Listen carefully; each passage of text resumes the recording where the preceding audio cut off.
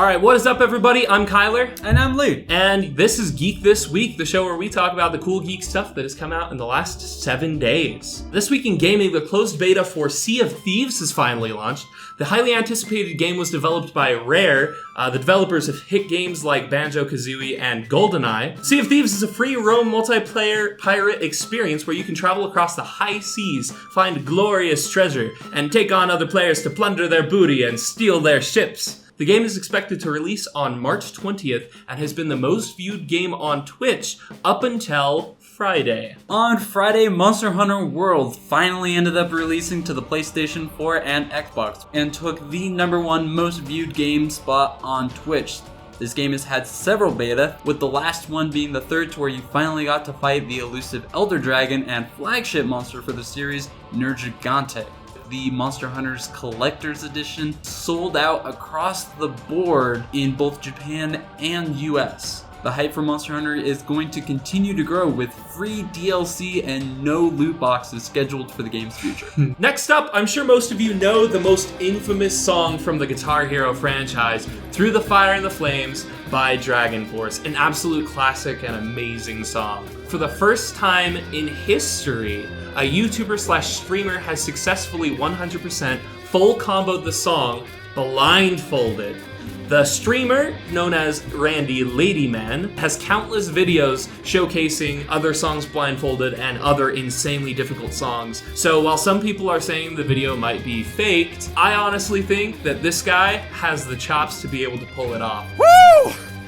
Oh my god. If you want to judge for yourself, take a look at the link in the description below. This week in movies, the first images of Brie Larson as Captain Marvel has been leaked. The images were caught while filming on set in Atlanta, Georgia, and they actually look pretty good. So the movie doesn't release until March 8th of next year, but we are excited to find out more about this side of the Marvel Universe. The full list of nominations for the 90th Annual Oscar Awards has been released. Jordan Peele, the popular comedian, was nominated as Best Director for his work on Get Out.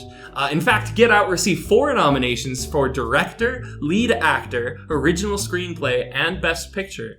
One of my personal favorite nominations is Loving Vincent for Best Animated Feature. If you don't know, Loving Vincent is the world's first fully painted feature film in the style of Vincent van Gogh, which means every single frame you see in the movie was hand-painted by somebody in order to make that animation. A single canvas painting can take days to complete. That is an insane. amazing workload. In my opinion, an amazing accomplishment and definitely deserves Best Animated Feature. Let us know in the comments as well which movies you think deserve to win their categories and what movies you think deserved a nomination that didn't quite get one. The final installment of the Maze Runner series, The Death Cure, was released on Friday as well and has been getting mixed reviews with critics and audiences alike. At the time of this recording, the movie has a 44% critic review on Rotten Tomatoes, while it has a 77% audience review. Critics seem to have the most harsh view on the movie so far, but many of them agree that fans of the series will still enjoy it despite their quarrel, and the audience score seems to agree. In either case, if you're a fan of the book or enjoyed the last few movies, you'll enjoy this one too. This week in tech, Amazon has opened the doors to its first fully automated cashierless grocery store, Amazon Go. After years of delay, Go has finally opened its first location in Seattle. The store is fully automated, which means there are no lines, no cash registers, and no cashiers. While there has already been a few incidents of shoplifting, Amazon seems confident the reduced cost in employee wages will more than make up for whatever losses they may incur through theft. We're excited to see how this trial run will go, and we hope to see more of these automated stores pop up around us in the future.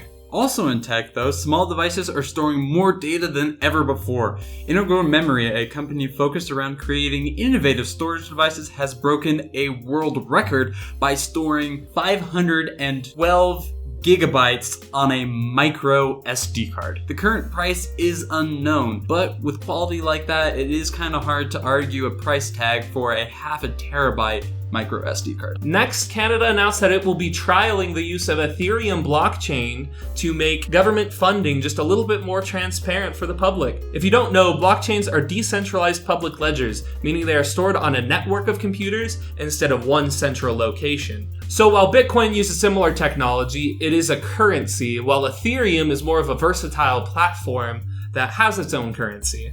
The thing that makes Ethereum directly different from Bitcoin is its use of smart contracts, which allow you to execute code on the blockchain. This means that you can exchange data transparently and even create conditions that must be met before completing a transfer. While this is a very basic description of Ethereum and its blockchain technology, Canada is going to trial the use of it to make government grants and funding more public. You can find more information and a link to their website down below, but the fact that any government is attempting to embrace blockchain technology is a huge step for Ethereum and crypto technology. Speaking of cryptocurrency though, this week in pop culture, famous rapper, actor 50 Cent has discovered an old stash of Bitcoins. Guess how much it's been valued? A little bit. A little bit being $7 to $8 million. Woo! In 2014, he became the first musician to accept Bitcoin as payment for his new album, taking in over 700 Bitcoins. Back then, it was worth about $500,000, but 4 years later, at Bitcoin's all-time high price of $19,500 per coin, these coins were worth over $13.5 million. Yikes! His coins are now only worth about $8 million, but I still really wouldn't mind stumbling into a pack of $8 million that I forgot that I had. On Wednesday, Burger King released a new video trying to explain what could happen without net neutrality, which was repealed after an FCC vote recently. Despite public outrage of the repeal, many people still don't quite understand what net neutrality is and what it does for us and why it's important. So Burger King decided to compare internet speed with Whopper wait times.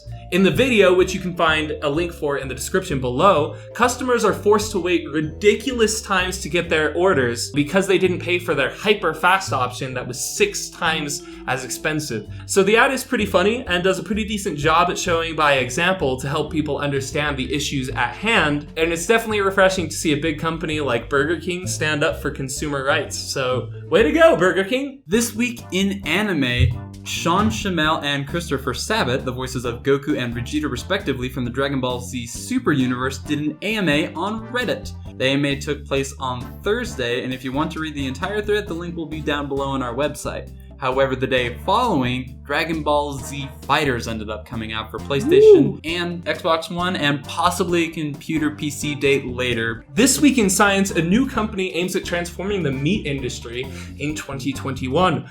The company, called Memphis Meats, has developed a way to create meat from animal cells, eliminating the need for slaughterhouses while still being real meat. So your beloved cow beef burger tastes the exact same because it's still made from animal cells. The company claims that they have already made beef, chicken, and duck, and they're backed by billionaires like Bill Gates, founder of Microsoft, and Richard Branson, founder of Virgin Airlines and Virgin Mobile. Well, that's all we have for this week on Geek This Week. Make sure to leave a like, comment, subscribe, share a favorite, all that fun stuff down below. Check out our website for more links and interesting information, and we'll see you guys next week.